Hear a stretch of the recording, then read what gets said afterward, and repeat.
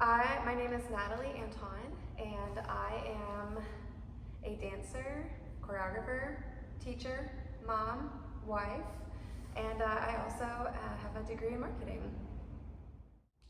So I started ballet. I tried to start ballet when I started dancing, which is when I was about 10, and I was already, a decade behind everybody who started when they were babies, almost a decade.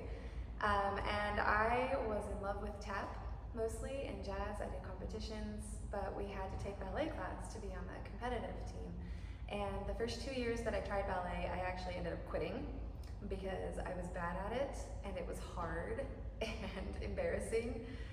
And there was actually a moment when I was trying to do a double pirouette and I could not, for the life of me, do a double pirouette, which you might find hard to believe. But my teacher, I was so frustrated on the verge of tears, and my teacher said, well, don't do a double, go for a triple, and I laughed like, okay, sure. So I went and I did a triple and I completely nailed it, and it kind of sealed the deal for me that then I loved ballet and that was what I wanted to do. It was pirouettes. I kind of fell into teaching. I had assisted with baby jazz classes at the ballet school when I started actually training for ballet, because I had had jazz classes before. But it wasn't until I was with my first company and we all had to work second jobs to survive and pay rent. And I had done retail and I had waited tables and I was really bad at both of those, not at all passionate.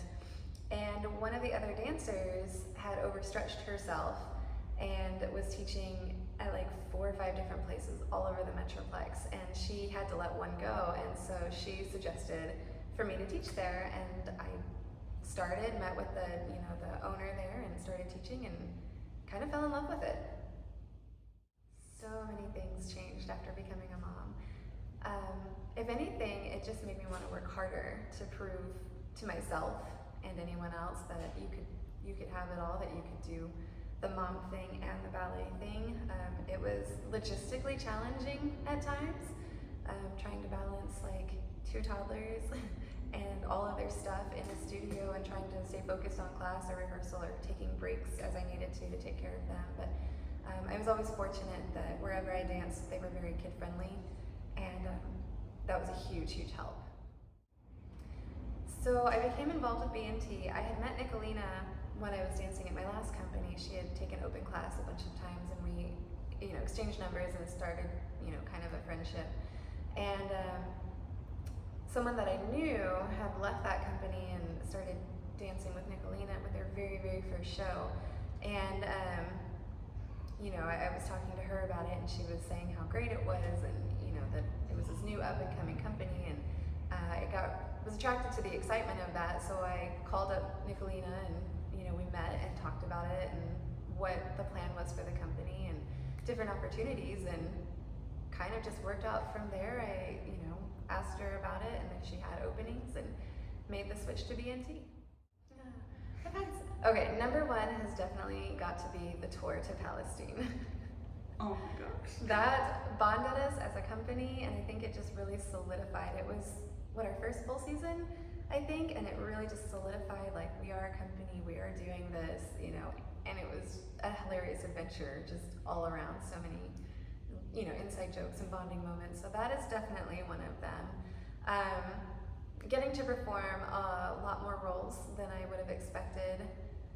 Solos and principal parts always are a good memory. And then my retirement show was really special. It was in the middle of COVID and it was outside, but it was sold out, and it just fell into place and everything was just satisfying.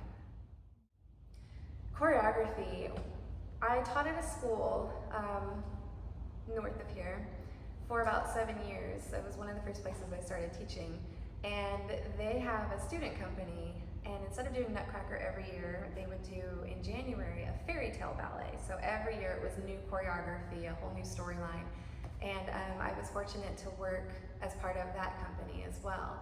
And so every Saturday, we would divide up. There were 3 or 4 of us teachers who took over the whole thing, and we would divide up the sections of the ballet and run the rehearsal schedule and come up with our own scenes. And it was a really great experience getting to learn how to put together a story with different levels of students and different abilities, and getting to pick music and everything.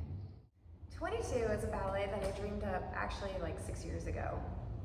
It is a ballet that highlights the pathway of military personnel, from why they joined, the motivation, how it was becoming part of that family, deployment, or their assignment if they didn't deploy anywhere, and then the after, returning either from deployment or finishing up with their time in the military and returning to civilian life, and kind of what that looks like for different people. The ballet was inspired because I have a lot of friends and family who were military, specifically my brother, who was a Marine who deployed after 9/11, and just seeing firsthand a lot of the things that him and others have struggled with, worked with, how they made things happen. 22 is actually a number that was released by the Department of Veterans Affairs many years ago, that was 22 veterans a day die by suicide, which is way too many. Any number is too many. And I came very, very close to losing my brother for that. We were able to intervene on time, but it was very jarring, and I want people to be aware of this statistic and be able to either just be aware, have appreciation for the military and what they go through, or find a way to contribute, whether that's programs that support veterans, or just saying thank you, or if your family joins, to watch for signs that they might be struggling, so you can give them the support that they need, whether it's through an official government situation, a nonprofit, or just family support. Yeah, what I want the audience to take away from it is mostly an awareness that it is a thing that is still happening. I know technically we're pulled out of Iraq, but there's always military operations happening, and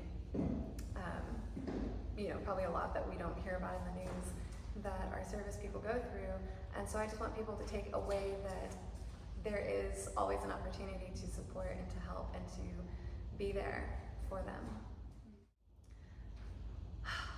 I would say don't take yourself too seriously. Ballet is very, very intense,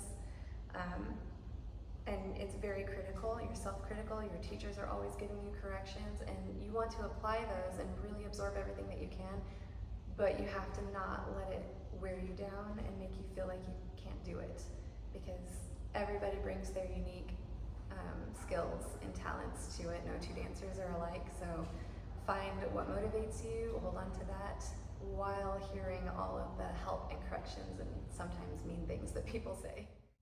Come see my ballet, give to the ballet, support the arts.